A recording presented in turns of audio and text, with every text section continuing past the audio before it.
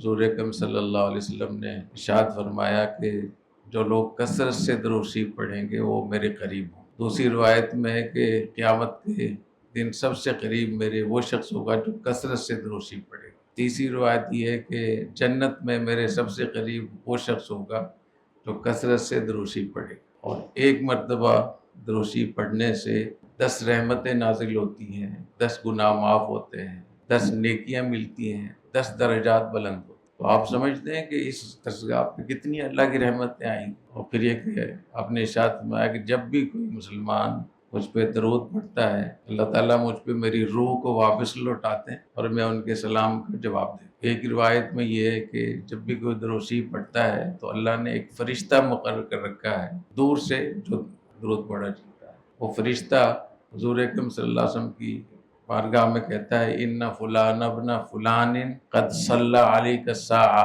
کہ فلاں ابن فلاں نے ابھی آپ پر درود پڑھا۔ یہ کتنی بڑی رحمت ہے اللہ تعالیٰ کی۔ تو میں نے پہلے بھی بتایا تھا کہ حاجی عبدالوہاب صاحب یہاں سے تشکیل کرتے تھے مغربی ممالک کے لیے، تو مولانا فہیم صاحب نے بتایا کہ تشکیل کی لندن میں انہوں نے، اور ان کے ذمہ لگایا کہ بس آپ کا کام ہے جائیں ایک شہر سے دوسری شہر، راستے میں درود شریف پڑھتے رہیں۔ جب درود شریف پڑھیں گے تو وہاں اللہ کی رحمت آئے گی، تو ہمارے کاموں میں آسانی ہوگی اور ان کے دلوں میں نرمی پیدا ہوگی اور یہ ہدایت کی طرف آئے گی۔ یہ جو سال ہوتا ہے دورہ حدیث شریف کا، یہ بڑا مبارک سال ہوتا ہے، اس میں بہت اہتمام کرنا چاہیے، اپنے طور پر بھی درود شریف کا اہتمام کرنا چاہیے۔ اور جب ہم کہتے ہیں صلی اللہ علیہ وسلم تو اس کا مفہوم بھی سوچ لینا چاہیے کہ اس کا کتنا بڑا مفہوم ہے۔